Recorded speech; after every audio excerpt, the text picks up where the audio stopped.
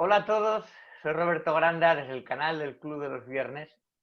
Muchas cosas, demasiadas, han pasado desde ese tan ya lejano mes de marzo del 2020, el mes en que nos confinaron, aquella primavera abortada y todas aquellas mentiras, negligencias, medios de comunicación comprados, estados de alarma, de mando único, incertidumbre, miedo y muerte. Cada vez hay más incógnitas alrededor del coronavirus, cada vez se desprecia más los criterios sanitarios y se entra en la guerra política.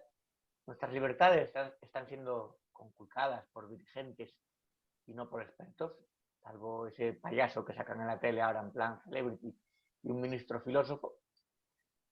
El libro La verdad de la pandemia de Cristina Martín Jiménez es un éxito de ventas, ya va por la 7ª edición, y la entrevista que aquí mismo le hice a ella es un éxito de visualizaciones. Realmente la acogida está siendo espectacular. En el link de la descripción podrán ver el enlace a la primera de ellas. Quiero volver con Cristina para hacer un análisis, una evaluación, un repaso de lo que ha pasado en estos 7 meses y de lo que nos espera y de lo que está ocurriendo. Cristina Martín Jiménez, bienvenida otra vez al Club de los Viernes. Hola Roberto, es un honor estar contigo y poder hablar libremente de todo lo que nos está pasando. Aquí estamos para hablar libremente, hay unos pocos canales en los que podemos ahora mismo antes de que nos censuren todo. Bueno, 7 meses desde el primer confinamiento, 7 meses de muerte, de mentiras y de caos, y además en España la peor gestión de Europa, y seguimos igual de desconcertados que al principio. Imagino que en el libro tú dirás, bueno, es que aquí había varias claves, es cierto que hay varias claves. ¿Cómo lo puedes ver tú en perspectiva después de estos 7 meses? Están pasando muchas cosas inquietantes, ¿no? Y no es fácil porque desde el principio he comentado que la pandemia es un fenómeno muy complejo que ha abierto muchos caminos, ha incentivado un mundo de tensiones que ya existían, ¿no? Pero como que las ha sacado a la luz. Entonces, las personas que comienzan a ver este mundo del poder, que yo vengo analizando desde hace 16 años, pues pueden sentirse perdidos, ¿no? En este sentido, necesitamos seguir analizando, necesitamos seguir contando todo lo que está pasando. Yo creo que una de las esencias del acontecimiento actual, del proceso actual que estamos viviendo en España, es la conversión de una democracia muy frágil, ya corrupta, pero una democracia en construcción, como decía Unamuno, ¿no? La democracia hay que construirla, hay que seguir peleándola. Y vemos como con la excusa de una pandemia estamos en un proceso de conversión de un régimen supuestamente democrático en un régimen dictatorial. Creo que esto está siendo muy evidente. ¿Qué hacen los dictadores?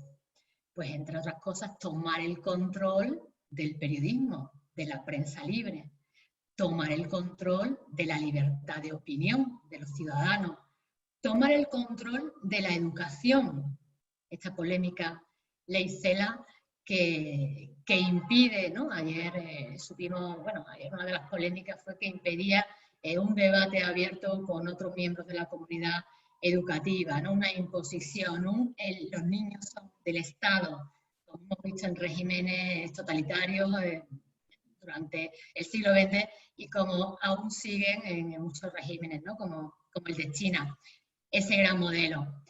¿Y cómo comienza la introducción de esta dictadura en España? Pues a través de un personaje que es captado, él no se resiste a esa captación, obvio, por estos grandes poderes, estos grandes fondos internacionales, por el poder financiero que ahora se presenta como filántropo en las reuniones secretas del Club Bilderberg. Pedro Sánchez asiste a Bilderberg, es invitado en el año 2015.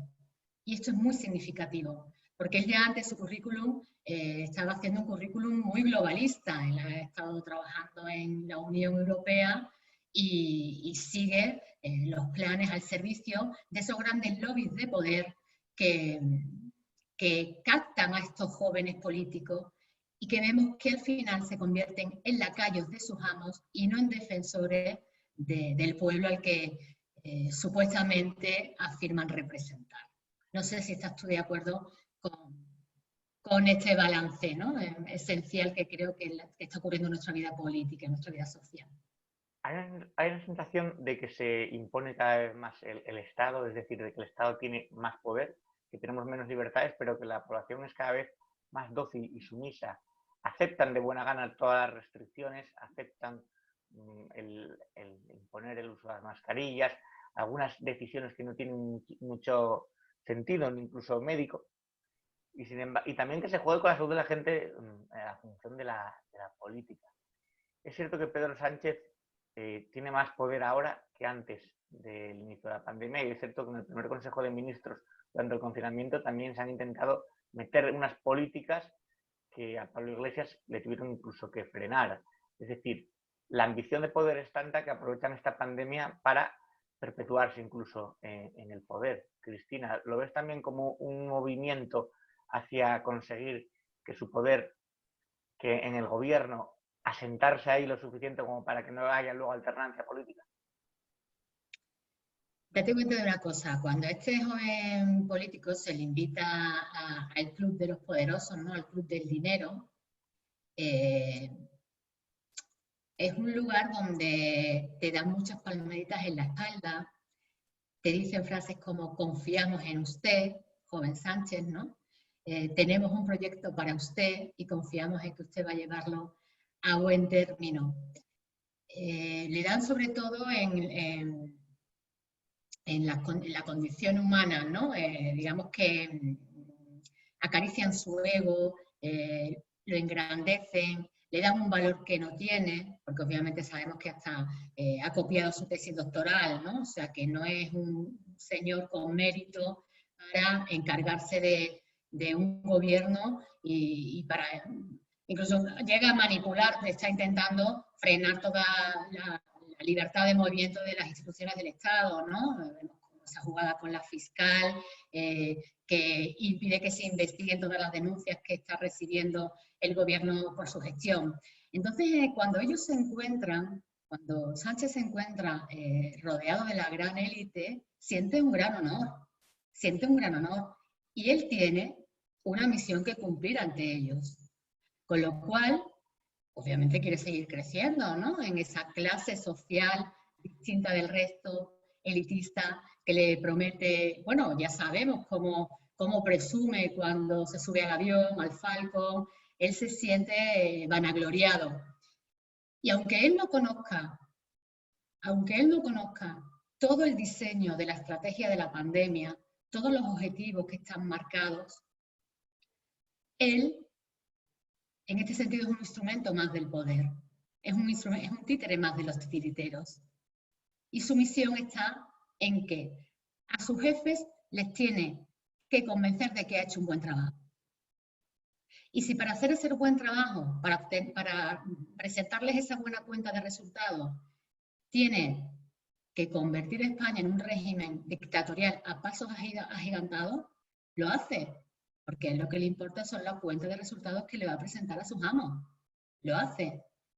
Nos sorprendimos hace unos meses cuando un teniente, creo que era teniente coronel de la Guardia Civil, ¿no?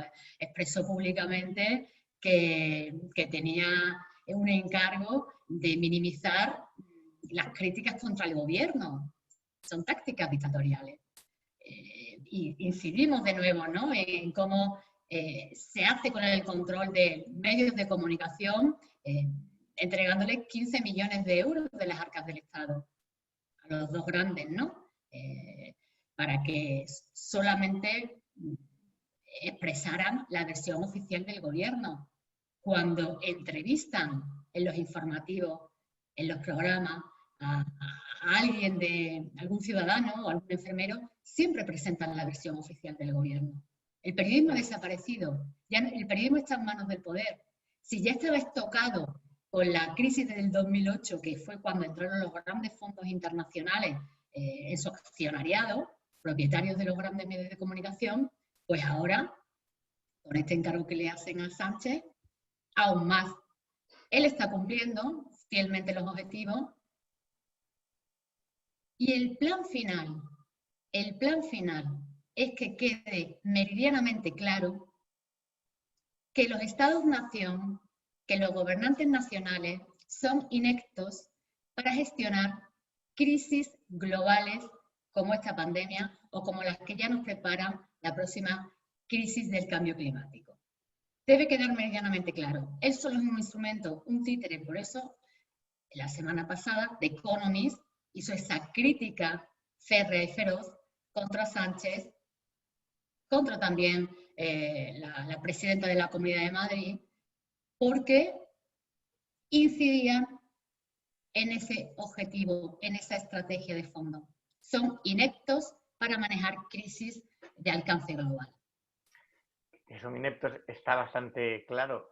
Sin embargo, hablas del control del periodismo. Con el control del periodismo, con el control del Poder Judicial, con el control del Consejo de Ministros y teniendo además el mando único durante la pandemia, quedan muy pocas rendijas de libertad donde el ciudadano se pueda expresar. Sin embargo, este canal es una de ellas, tu libro es una forma también de intentar alzar la voz.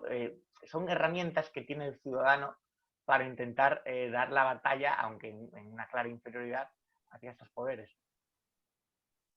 Sí, mira, en el libro incluyo dos documentos que son esenciales, ¿no?, para comprender lo que está pasando. Uno de ellos es el Event 201, que es un simulacro de pandemia que se realiza en Nueva York en el mes de octubre, al que asisten ministros, periodistas de Norteamérica, de Europa, de China. A ese tipo de eventos ellos lo llaman juegos de guerra. Y se realizan para perfilar la respuesta, sobre todo de los políticos, ¿no?, a los que no se les concede, no se les facilita toda la información de la estrategia global que hemos estado comentando anteriormente. En este sentido, hay un momento en el que se le pregunta a uno de los políticos, bueno, ¿tú qué harías cuando surjan voces críticas en medios de comunicación, en las plataformas de comunicación de los ciudadanos, que son las redes sociales, ¿no?, las llamadas redes sociales? Entonces él responde, o sea, la respuesta de este político fue que contraatacaría denunciando esas voces, esa opinión libre del ciudadano y calificándolas como fake news. Dentro de esa estrategia, llamar negacionistas a médicos autorizados, a periodistas licenciados, a doctores en comunicación, pues forma parte de la respuesta que el gobierno tendría que dar contra la duda, ¿no?, contra la crítica a las gestiones del gobierno. Con lo cual vemos que ahí está bastante claro de las instrucciones, acerca de las instrucciones que se le da a los políticos a la hora de responder a las críticas ciudadanas. Y después hay otro documento que es el documento que elabora la Global Business Network para la Fundación Rockefeller en el año 2010, en el que ya es otro tipo de simulacro, ¿no? Otro tipo de simulacro. El objetivo es implantar una dictadura tecnológica. Y ya aparece ahí la pandemia como excusa, ¿no?, como justificación. Y en este sentido se habla de gobiernos autoritarios, como el que estamos sufriendo nosotros, ¿no? Pero no se habla de que pudiese haber una protesta ciudadana tan fuerte como la que está habiendo. Eso no se contempla. En ningún momento se ha contemplado y está ocurriendo. En España hay muchos grupos que se están organizando, que están protestando, padres, profesores, médicos, enfermeros, enfermeras, periodistas, divulgadores. Eso no está contemplado. Y eso es una respuesta que está cambiando la forma de percibirse a sí misma la sociedad y la forma de contraatacar contra este poder totalitario. Sin embargo, en un inicio hablabas de la gente, de los médicos que intentaban advertir.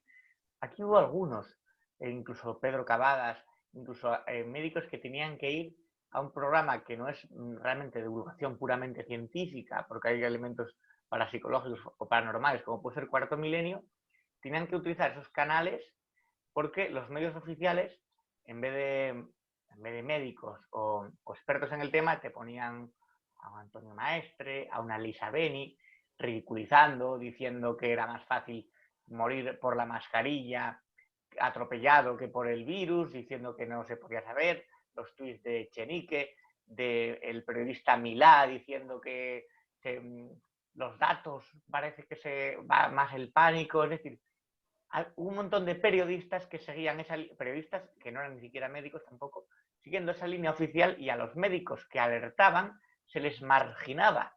Y sin embargo, después, bueno, ahora ha salido que ha habido, no sé qué opinas tú de esto, Cristina, informes del Departamento de Seguridad Nacional entre enero y marzo, que hasta 11 veces avisaron, incluso un día antes del circo propagandístico este del 8 de marzo, y se hizo caso omiso. ¿Por qué se hizo caso omiso? ¿Solamente por celebrar el 8 de marzo o había otros intereses detrás en obviar o en enterrar estos informes? Claro, es que forma parte de lo que hemos estado diciendo. Ni Simón tiene toda la información. Simón obviamente es otro títere, es otra marioneta que maneja desde la Organización Mundial de la Salud, desde la Fundación Bill y Melinda Gates, desde todas estas grandes, desde la Unión Europea, desde todas estas grandes farmacéuticas, que son realmente los que han creado un comité de expertos en la Unión Europea, que en España es inexistente.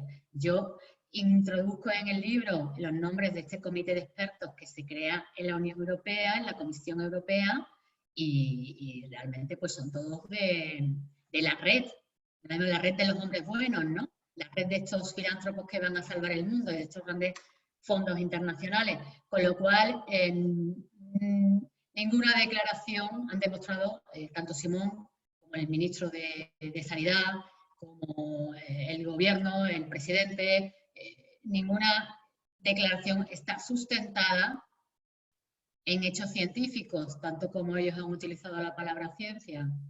Ninguna de ellas. Y se está demostrando, ¿no? Comités de expertos que no existen, esto va a ser una gripe, después no ha sido una gripe. Todo esto que estamos viendo es la representación de este gran teatro mundial llamado pandemia, que yo acabo llamando plandemia, y una serie de actores a los que se le dicta su papel después de haber escrito un guión establecido, ¿no? Es la gran representación, este teatro que es un escándalo, que está costando obviamente vidas, que está costando, vamos por 90.000 empresas cerradas, más de 700.000 personas en ERTE, muchos de ellos sin cobrarlo, 370.000 autónomos, y lo más duro de todo, ¿no? La muerte de los ancianos que ya no producen, que sobran en su nuevo orden mundial, en su nueva normalidad. Comité de expertos que no existen y expertos médicos que desaparecen en China, que desaparecieron al principio de la pandemia cuando estaban investigando o cuando surgió el virus, que aún no sabemos realmente el origen. Sin embargo, China crece económicamente, la ciudad embrionaria de ese virus están sin mascarilla, están celebrando fiestas. Trump habla abiertamente de virus chino. Entonces, ¿qué es realmente lo que internacionalmente se está cociendo? Esa yo creo que es la gran incógnita, la gran respuesta que tenemos que analizar de por qué se han desaparecido. Bueno, sabemos de la opacidad de un régimen totalitario como el chino, y sin embargo, ellos, que en un principio eran el país primigeniamente golpeados por la pandemia, son los que mejor han salido y los que económicamente están creciendo y su economía va como una moto.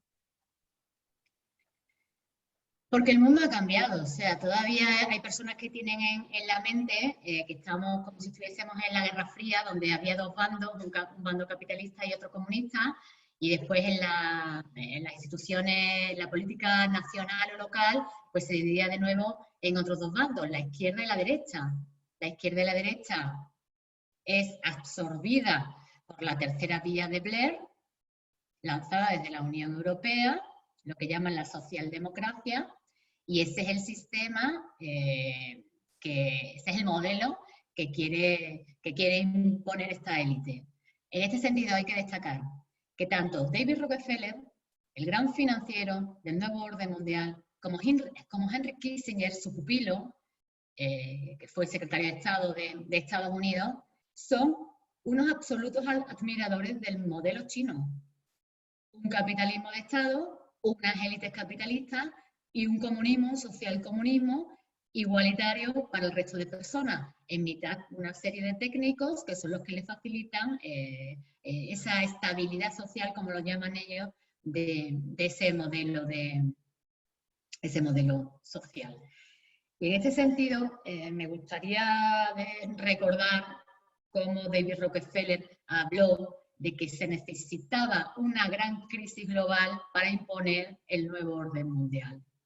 Todos los grandes financieros como George Soros están encantados. George Soros dice, por ejemplo, en The New York Times, que esta es la revolución de su vida. Que esta es la revolución de su vida, la revolución que va a cambiar las relaciones humanas, la revolución que va a acabar con la familia. Él lo habla así, o sea, uno de sus objetivos es terminar con la familia.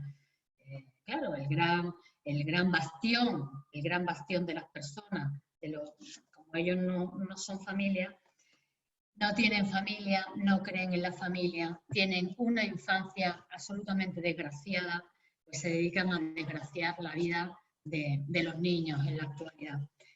Quisiera leerte cómo sintetiza uno de los miembros, uno de los que trabajan para esta red global que está construyendo el nuevo orden mundial, modelo chino, sociedad hipervigilada, sin libertad de opinión, sin libertad de movimiento, a no ser que te conceda el permiso el todopoderoso Estado.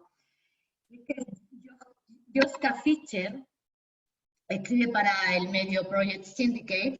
Sabes que no sé si han leído alguna vez alguno de los artículos donde escribe el señor Solana, escribe el señor Soros, todos estos miembros que intentan imprimirnos su ideología globalista.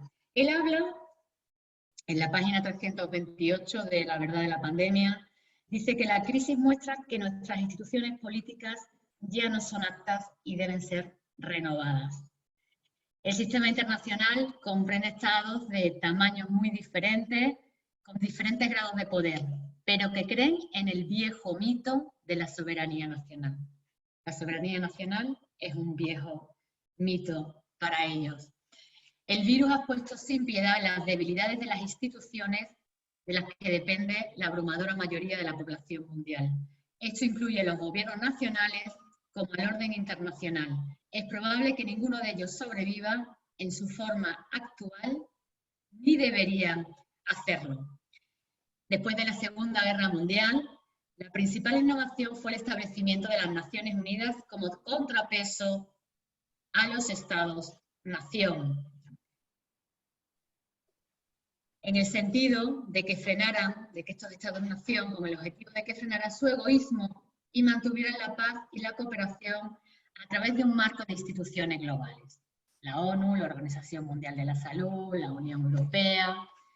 Pero no dice el señor Fischer, que en realidad el poder nunca se entregó a la ONU, que se crea como ese paradigma, ¿no?, de gobierno mundial. Ahora, como resultado, en un compromiso implícito entre el nacionalismo y el transnacionalismo, que es lo que están construyendo, el transnacionalismo, con Estados Unidos preservando y operando dentro del marco multilateral, hasta que llegó el presidente Donald Trump, asumió el cargo y Estados Unidos ya no se siente obligado a nada. Estados Unidos ya no se siente obligado a construir ese nuevo orden mundial cuya descripción que hizo la semana pasada, hace 2 semanas, el secretario general de la ONU, el señor Antonio Guterres, coincide con mi conclusión del libro. Ese nuevo gobierno mundial, bueno, lo dijo claramente Roberto, dijo que necesitábamos un gobierno mundial y que estaría conformado por una coalición de la familia de la ONU, todas estas agencias que actuarían como ministerios globales, la Organización Mundial de la Salud, del Comercio, que estaría formado por los grandes financieros internacionales, por los bloques regionales como la ONU, como la Unión Europea, y deja fuera a los parlamentos nacionales. La democracia ya no sirve para ello. En este modelo ya no tenemos que votar. Estos técnicos, tecnócratas globales van a solucionarlo todo y van a demostrarnos a través de la inoperancia del señor Pedro Sánchez, del señor Iglesias, que están siendo utilizados como instrumentos, van a demostrarnos que ellos ya no son aptos y que necesitamos aceptar esta gobernanza global que ya se proclama desde la ONU. Y eso puede venir a raíz también de lo que has contado de la salida de Estados Unidos de la Organización Mundial de la Salud, el hecho de que el ejecutivo de Trump haya dicho no queremos OMS. ¿No queremos qué? La OMS. Es que no te he escuchado. Sí, repítela porque no te lo he escuchado. La Organización Mundial de la Salud. El hecho de que la organización Trump se haya desmarcado de ahí. Claro, efectivamente, porque la pandemia ha dejado en evidencia que se están formando dos grandes bloques en esta contienda internacional, en esta contienda bélica. Uno son los globalistas, los globócratas, que quieren imponer las leyes dentro de este proceso de globalización igual para todos los países del mundo, y por otro lado están los líderes autárquicos que defienden las soberanías nacionales. Por este motivo, pues Trump se niega a aceptar los dictados de la Organización Mundial de la Salud y la abandona. De hecho, es que la Organización Mundial de la Salud, en la actualidad, el dueño, ya que es el gran financiero de la Organización Mundial de la Salud, es la Fundación Bill y Melinda Gates, y el resto son farmacéuticas. Farmacéuticas privadas pretenden, a través de la Organización Mundial de la Salud, dictar qué es enfermedad y qué no es enfermedad al resto del mundo. Y dictar qué tipo de medidas, qué tipo de vacunas, qué tipo de medicamentos debe tomar el que está enfermo según los parámetros de la Organización Mundial de la Salud. Esto es una dictadura sanitaria, de poderes financieros. Cristina, tenemos pandemia para rato. ¿Cuáles son, más o menos, si tú quisieras hacer un pronóstico de años, meses, cuánto deberíamos estar preparados para esto hasta que se pueda decir que lo hemos superado, que ha terminado o que estamos libres del virus? Tenemos un proceso pandémico para rato, porque hay muchas pandemias sobre la mesa. Está la pandemia sanitaria, está la pandemia del cambio climático y está la pandemia de estos grandes tiranos que nos amenazan con posibles y muy graves enfermedades. El señor Bill Gates habla ya de viruela, habla también de calentamiento global. El director de la Organización Mundial de la Salud también está hablando de que vendrán enfermedades aún más graves, y esto al final, Roberto, es un chantaje de estos grupos de poder, es un chantaje para que aceptemos sus normas, su nuevo orden mundial, y ellos no van a parar, ellos han comenzado una guerra no declarada, pero es evidente, y no piensan parar hasta que consigan sus objetivos.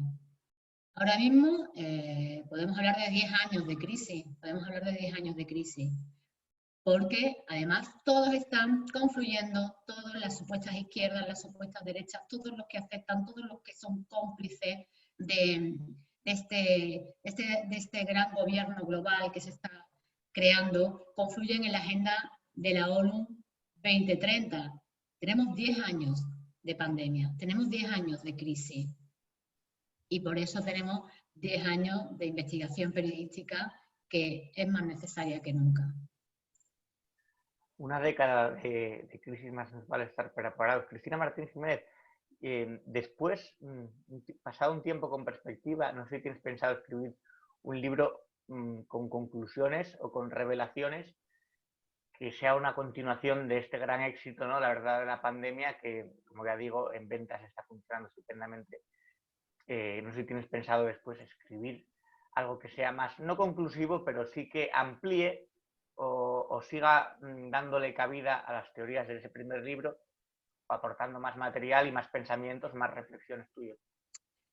Pues parece que es necesario, porque yo, Roberto, pensaba que ya lo había escrito todo, ¿no? Yo incluso nunca pensé escribir este libro, porque como ya hace 10 años hablé de la táctica de la pandemia, en mi libro Los amos del mundo están al acecho, yo creía que las personas estaban preparadas, que los ciudadanos estaban preparados para entender qué es lo que estaba pasando, ¿no? Las mentiras que estaban detrás de toda esta grave situación.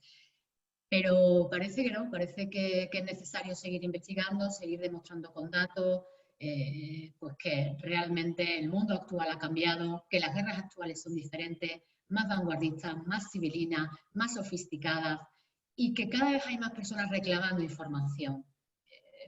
Yo he sido la primera sorprendida con el éxito de la verdad de la pandemia y en este sentido el éxito significa que tenemos que seguir trabajando, Roberto, que el trabajo que tú estás haciendo es importante, más de lo que tú pensabas, que el trabajo que yo estoy haciendo es importante, más de lo que yo pensaba, y que el trabajo individual de cada una de las personas que a través de sus redes, a través de sus amigos, a través de sus familiares, están difundiendo la verdad, están difundiendo y están denunciando en distintas plataformas, en distintos grupos que se están creando, les está dando una fuerza y les está dando una inspiración y una vitalidad para reafirmarse como personas, como individuos, porque en la cultura occidental las personas importan, cada una de las personas importa. En la dictadura que quieren imponernos, las personas no importan, son números, son instrumentos en la cadena de producción, útiles. Cuando eres joven me sirves, te pido que hagas esto, que trabajes de esta manera, y cuando eres viejo, eutanasia, ya no me sirve. Tenemos que seguir defendiendo nuestra cultura occidental, porque es la más desarrollada del mundo. ¿Qué otras culturas defienden a cada una de las personas y de los individuos? ¿Qué otras culturas? Estamos ante un grave proceso humano. Esto no solamente es una pandemia de sanidad, ni es una corrupción de los políticos. Estamos ante un posible cambio de paradigma. Nos ha costado mucho trabajo llegar hasta aquí. Nos ha costado mucho trabajo construir una civilización donde cada una de las personas son importantes y valiosas y no podemos permitir que se pierda, porque se perdería la humanidad, se perdería la humanidad. Pues con esa reivindicación de las personas como lucha individual para hacer un todo, me quedo entonces. Cristina Martín Jiménez, muchas gracias por estar aquí en el Club de los Viernes. Estaremos pendientes, estaremos en contacto. Cualquier otra publicación contaremos contigo, incluso pasados unos meses viendo la evolución pandémica y la evolución mundial, también podemos seguir charlando aquí para el canal del Club de los Viernes. Así que te mando un abrazo. Un beso grande y recordad, ¿no? Recordamos en la página 191 cómo estaban las cosas de la pandemia. Crear una gran crisis, atemorizar y anunciarnos a todos, atacar las economías e industrias para hacer que los países se endeuden, apropiarse de nuestra soberanía, riquezas y recursos. Una jugada maestra. Vamos a seguir luchando para que estas personas que han hecho posible esta situación tan grave, pues acaben en los tribunales, que es donde tienen que acabar los delincuentes. Gracias, Roberto. Hasta pronto. Gracias a ti, Cristina. Un abrazo.